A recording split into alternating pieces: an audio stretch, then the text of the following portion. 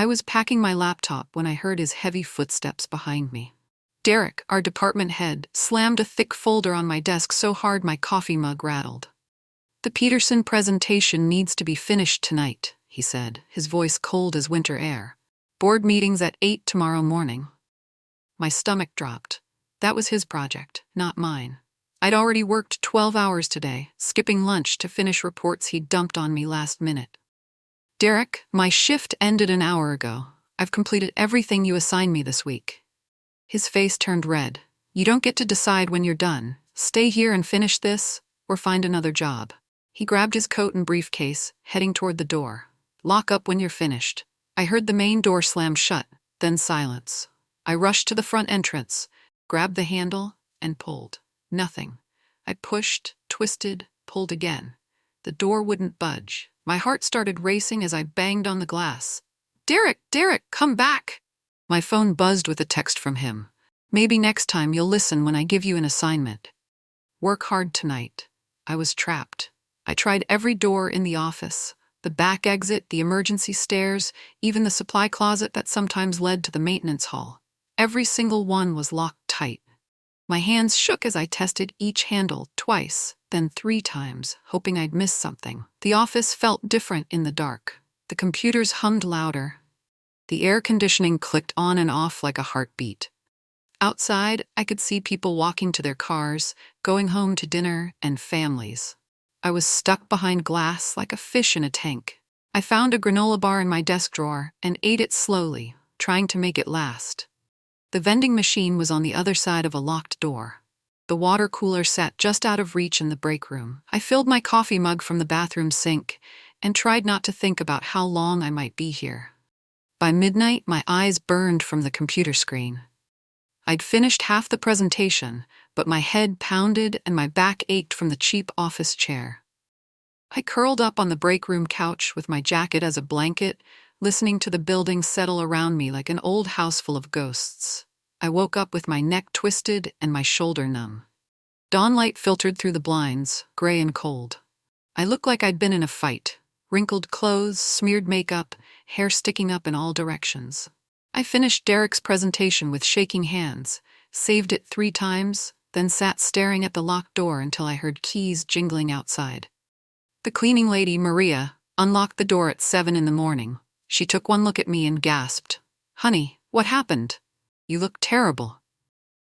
"My boss locked me in," I said, my voice cracking. "All night." She helped me gather my things, shaking her head and muttering in Spanish. I walked to my car on unsteady legs, feeling like I'd escaped from prison. At home, I showered and changed clothes, then drove back to the office. Derek was at his desk, drinking coffee and checking his phone like nothing had happened. He looked up when I approached, and I saw something cold in his eyes. Not guilt or concern. Satisfaction. "Good morning, Emma," he said with a slight smile. "I trust you got the Peterson presentation finished?" "Yes," I whispered. "Good. Glad you're finally learning to be a team player." I walked straight to Human Resources. Beth, the HR manager, listened to my story with a concerned expression, taking notes on a yellow pad. She asked me to repeat certain parts, especially about the locked doors and Derek's text message. "This is very serious, Emma," she said, setting down her pen. "I'll need to investigate this thoroughly. Can you show me the text message?" I pulled out my phone and showed her Derek's message from the night before. She took a photo of it with her own phone, then made a copy of the screenshot. "I'll need to speak with Derek about this situation." 2 hours later, she called me back into her office. Derek was there, sitting in the chair next to mine. He looked calm and confident, like he owned the room. "After speaking with Derek," Beth said, "it appears there was a miscommunication. He says he told you the building would be locked overnight for security reasons, and that you chose to stay voluntarily to finish your work." I stared at her. "That's not what happened." Derek shrugged. "Emma's been under a lot of stress lately. Maybe she misunderstood my instructions." Beth nodded sympathetically. "These situations can be emotionally charged. I think we can resolve this with better communication going forward." She asked me to sign a form, stating that the matter had been clarified satisfactorily. I left it unsigned and walked out. Back at my desk, I felt everyone watching me. Word had spread about my trip to HR. Coworkers whispered behind their monitors, stealing glances when they thought I wasn't looking. Derek acted like nothing had happened, chatting with clients on the phone and sending emails as usual. I packed my personal items into a cardboard box, my favorite coffee mug, some family photos, a small plant my sister had given me. My hands moved automatically while my mind raced. I'd worked here for 3 years, never missing a deadline, never complaining about overtime or difficult clients. "I resign," I told Derek, placing my security badge on his desk. He looked up from his computer, eyebrows raised in mock surprise. "Emma, let's not be hasty. We're all just trying to do our jobs here." "I'm done," I said. His smile was thin and sharp. "Well, if that's what you want, I'll make sure to mention to future employers that you had some difficulty handling workplace stress." I walked out without looking back, my box of belongings tucked under my arm. In the parking lot, I sat in my car for 10 minutes, hands gripping the steering wheel, before I could trust myself to drive. That evening, I called my Aunt Nancy, who'd worked as a paralegal for 20 years. She listened to my story without interrupting, asking only a few questions about timing and witnesses. "Emma, what happened to you wasn't just wrong. It was illegal," she said. "False imprisonment is a crime. You need to talk to an employment lawyer." She gave me the name of an attorney her firm had worked with, someone who specialized in workplace issues. I called the next morning and got an appointment for that afternoon. James Sullivan was younger than I'd expected, with kind eyes and a firm handshake. His office was small but organized, law books lining every wall. I told him everything, from Derek's impossible deadlines to the locked door to HR's dismissive response. "Do you still have the text message?" he asked. I showed him my phone. He photographed the screen from multiple angles, then had me forward the message to his email. "This is good evidence. What else do you have?" I realized I had more than I'd thought. My computer login records would show exactly when I was working. The security system tracked who entered and left the building. There might even be camera footage. "We need to preserve everything," James said. "Don't delete anything, and don't talk to anyone from your old company." James explained that we needed to document everything that had happened, starting with my physical and mental state after the incident. "You've been through a traumatic experience," he said. "That needs to be on record." I made an appointment with my doctor, Dr. Rodriguez, the next day. She examined me carefully, noting the bags under my eyes, my elevated blood pressure, and the way my hands shook when I talked about that night in the office. "You're showing clear signs of acute," she said, making notes in my file. "Sleep deprivation, anxiety, physical tension. How are you feeling emotionally?"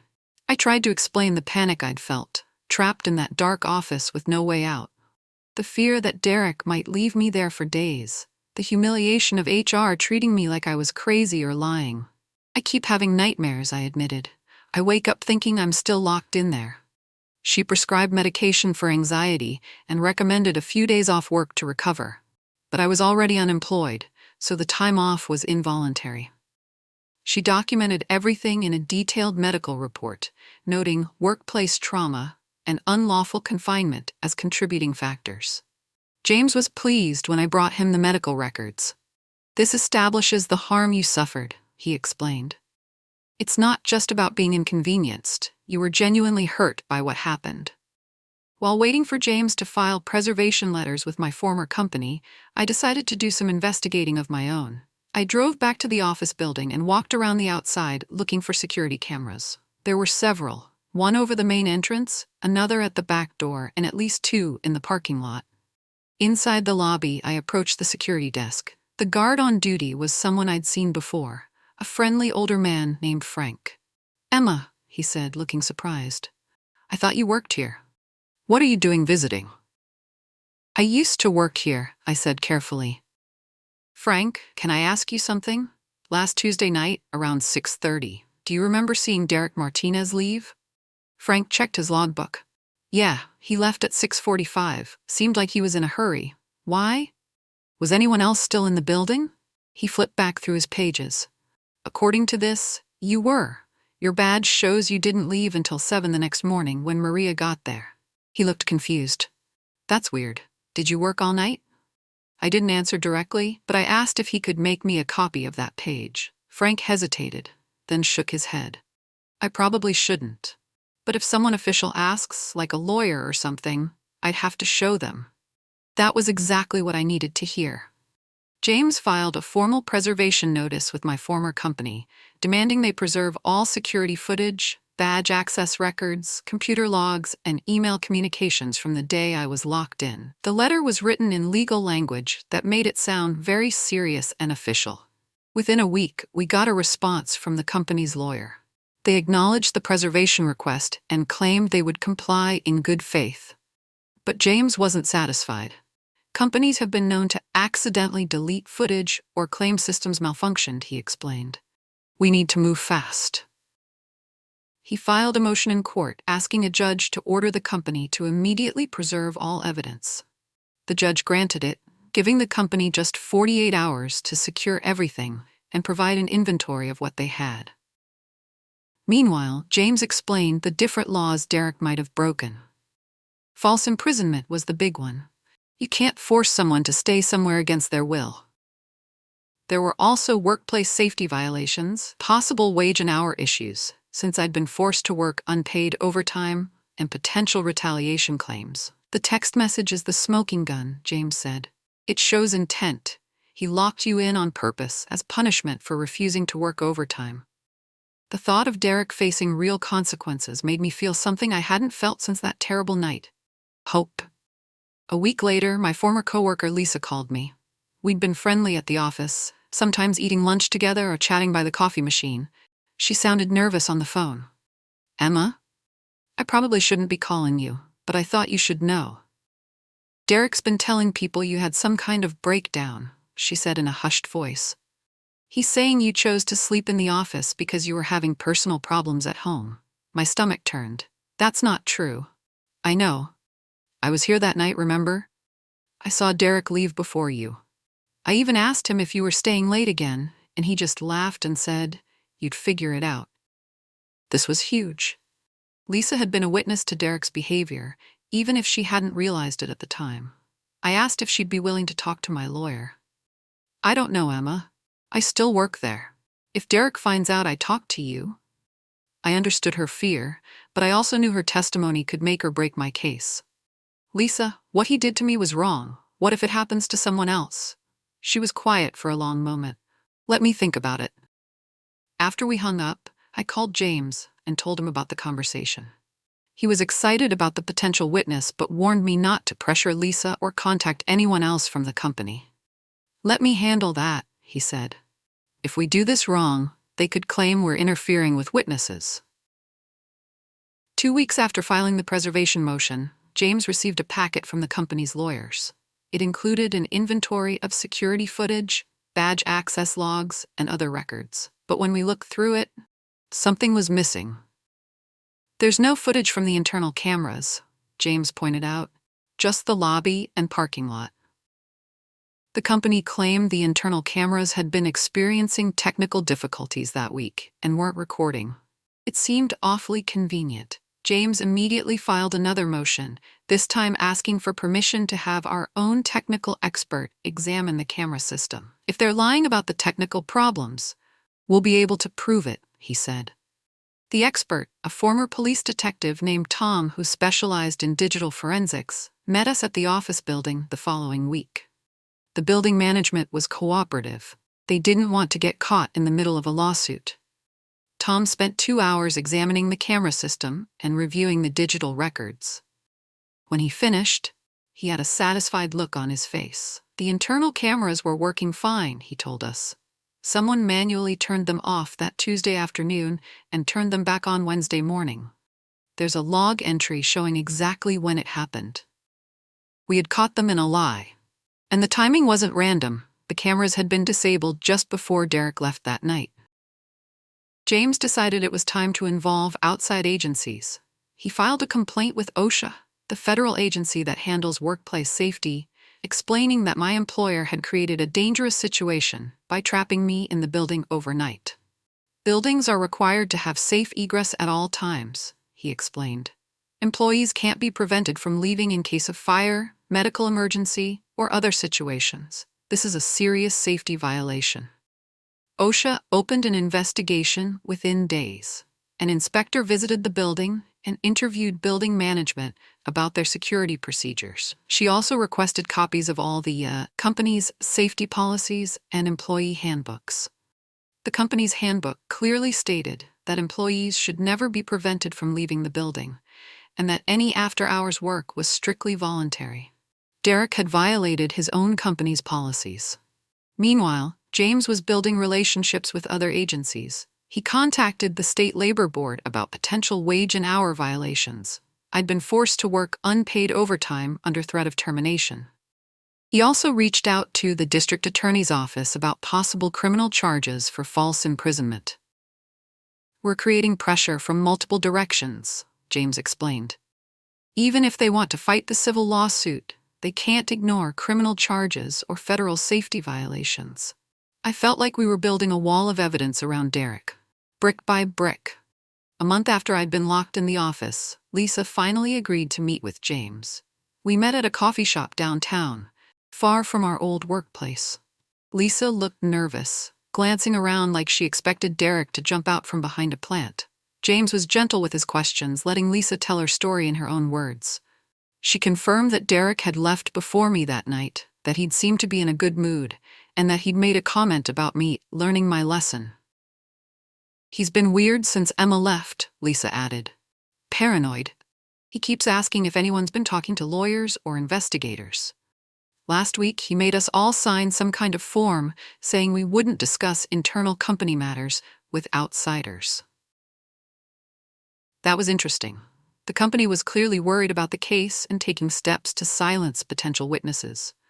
But trying to intimidate employees after the fact could actually strengthen our case.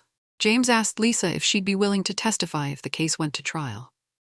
She hesitated, then nodded. What Derek did was wrong. Emma didn't deserve that. After Lisa left, James was more optimistic than I'd seen him. Between the text message, the badge records, the camera tampering, and now Lisa's testimony, we have a strong case. They're going to want to settle. I wasn't sure I wanted to settle. I wanted Derek to face consequences for what he'd done. The company's lawyers called James with their first settlement offer 2 weeks later. It was a modest amount, enough to cover my medical bills and lost wages, plus a little extra. In exchange, I would have to sign a non-disclosure agreement promising never to talk about what happened. "It's insulting," James said bluntly. "They're hoping you'll take a quick payout and go away quietly." I wasn't interested in going away quietly. Derek was still working there, still in a position to trap other employees or retaliate against people who crossed him. The company hadn't even acknowledged they'd done anything wrong. "What happens if we reject the offer?" I asked. "We proceed with the lawsuit, discovery, depositions, possibly a trial. It could take months or even years, but it also means they'll have to face public scrutiny." James explained that employment lawsuits often became public record. Reporters sometimes picked up stories about workplace abuse, especially when they involved clear-cut violations like false imprisonment. The company's reputation could suffer. "They're counting on you being afraid of a long legal battle," James said, "but I think we're in a strong position." I told him to reject the offer. If Derek thought he could buy his way out of consequences, he was wrong.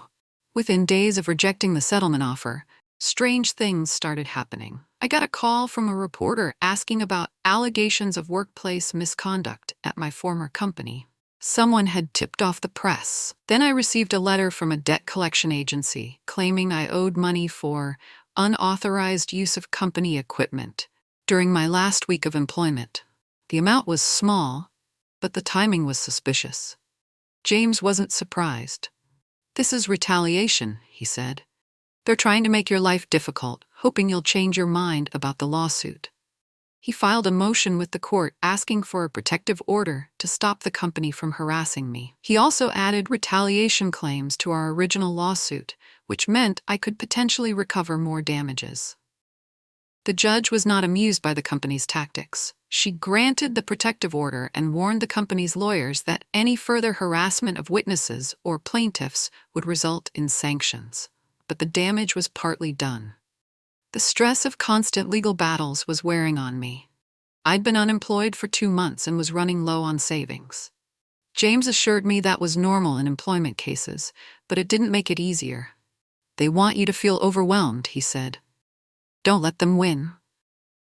James hired an investigator to dig deeper into Derek's employment history. What we found was disturbing. Derek had worked at 3 companies over the past 5 years, leaving each job under murky circumstances. At his previous employer, 2 women had filed complaints about his behavior, one for harassment, another for creating a hostile work environment. There's a pattern here, James said, spreading the investigator's report across his desk.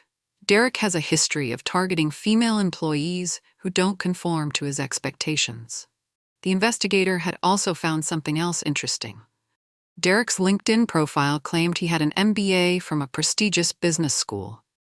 But when the investigator contacted the school, they had no record of Derek ever attending. He lied on his resume, I said, staring at the documents. Extensively. He also claimed to have project management certifications he doesn't have and work experience at companies that never heard of him. This opened up new possibilities for our case. If Derek had been hired based on false qualifications, the company might be liable for negligent hiring. They should have done a background check. James immediately added negligent hiring and supervision claims to our lawsuit. We're painting a picture of a company that doesn't properly vet its managers and then fails to supervise them adequately. I felt vindicated. Derek wasn't just a bad boss. He was a fraud who'd been lying his way through his career.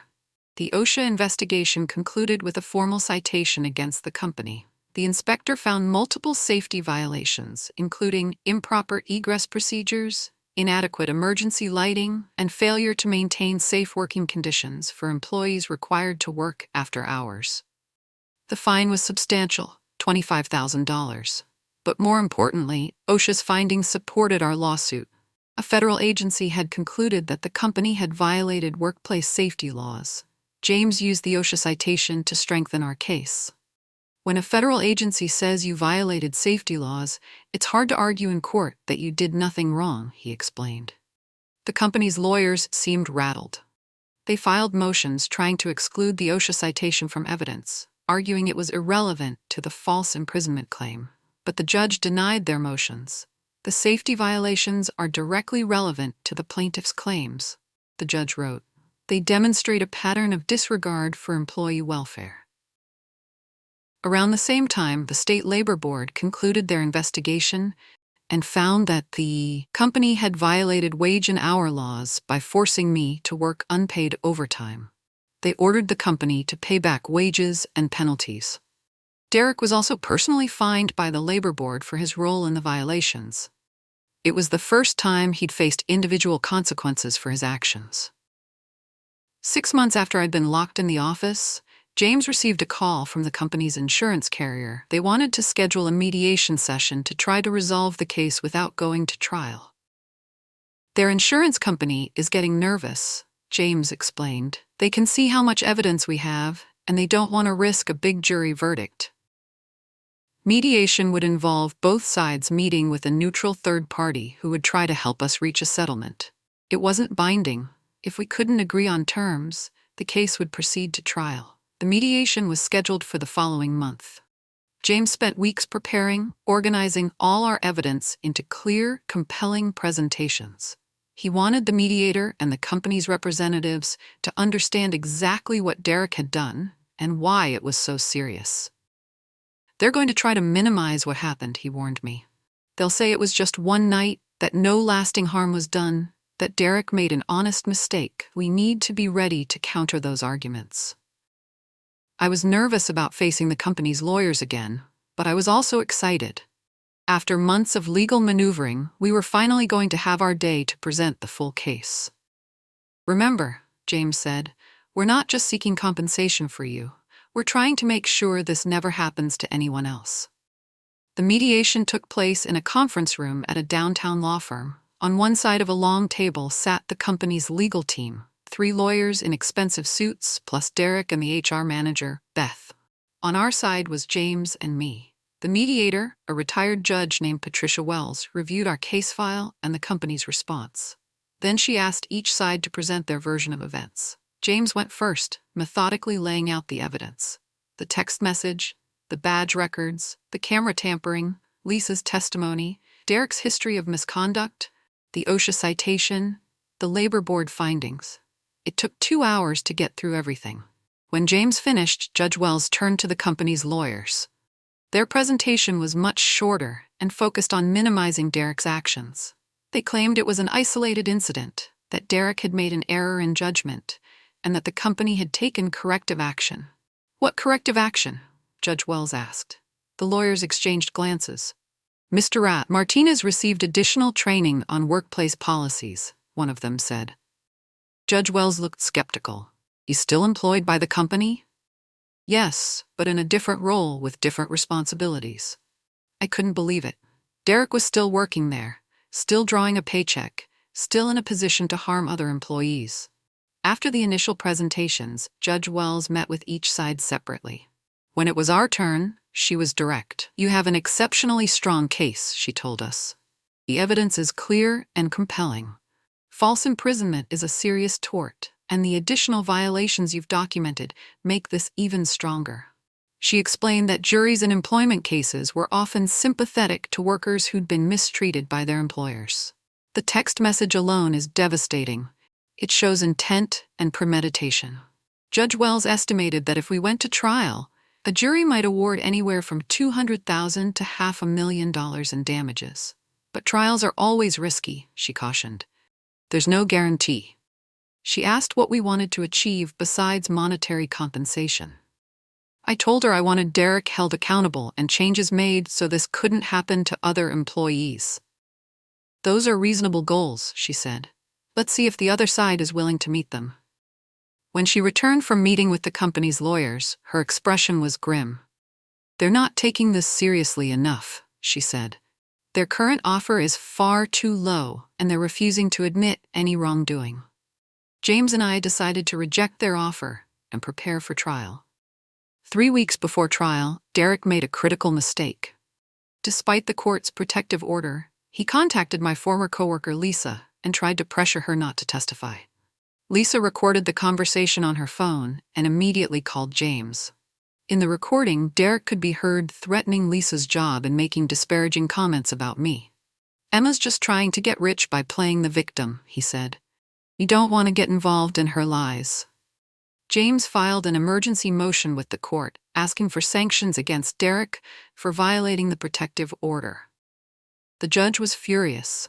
"Mr. Martinez has shown complete disregard for this court's orders," she said during the hearing. "This kind of witness intimidation will not be tolerated." She held Derek in contempt of court and fined him $5,000 personally.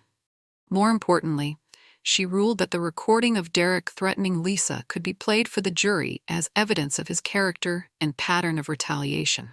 The company's lawyers looked panicked. Derek had just handed us additional evidence of his misconduct, and there was no way to undo it. "Your client has seriously damaged your case," the judge told the company's lawyers. "I strongly suggest you reconsider settlement negotiations."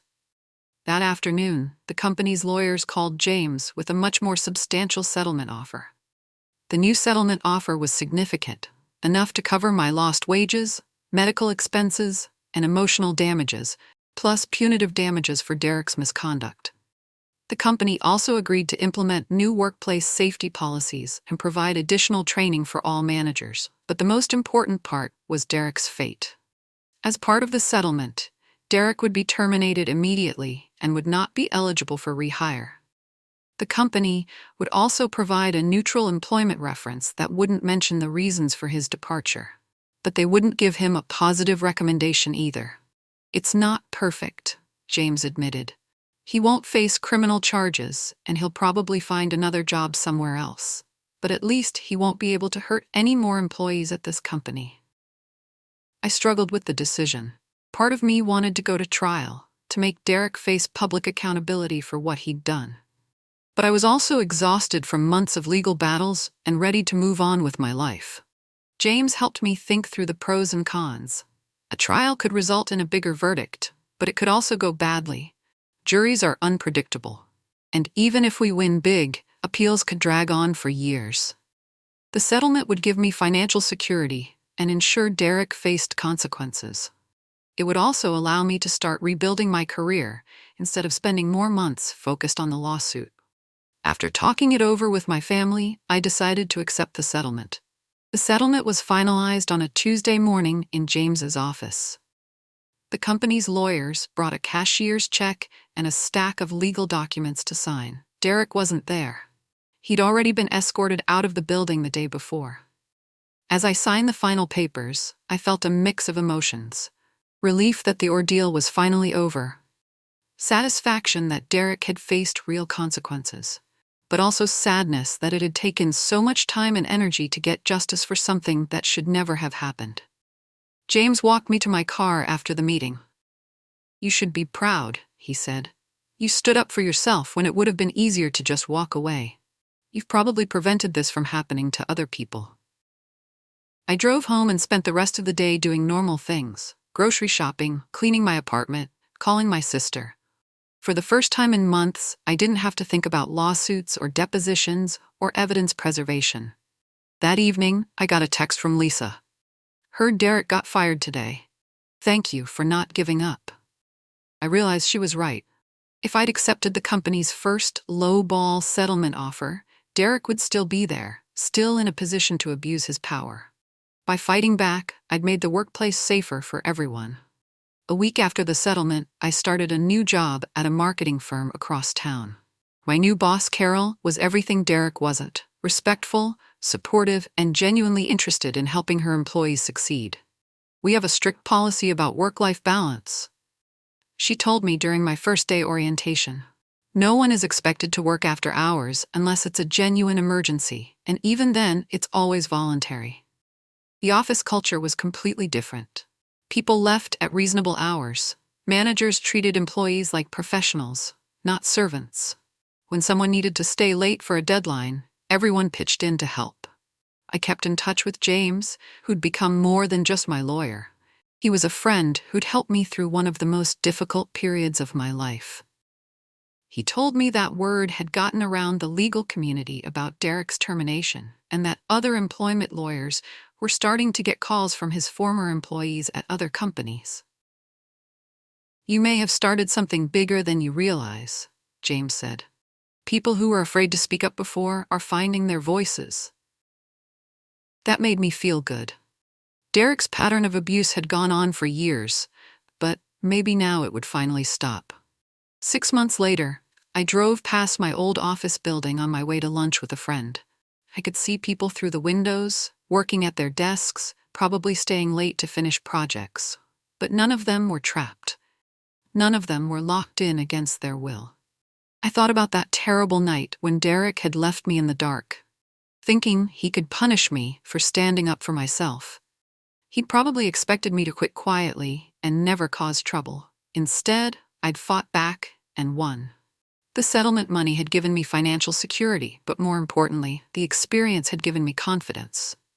I'd learned that I didn't have to accept abuse just because someone had power over me. I'd discovered that the legal system, while slow and sometimes frustrating, could actually work when you had evidence and persistence. My phone buzzed with a text from Carol asking if I could take on an exciting new project. I smiled and typed back, "Absolutely." Then I drove to my new office, where the doors opened easily and no one had ever locked me in. Derek was gone, facing the consequences of his choices. I was free, stronger than before, and ready for whatever came next. Sometimes justice takes time, but it's worth the wait. The building that had once been my prison was just another office building now, but I was no longer the same person who'd been trapped inside.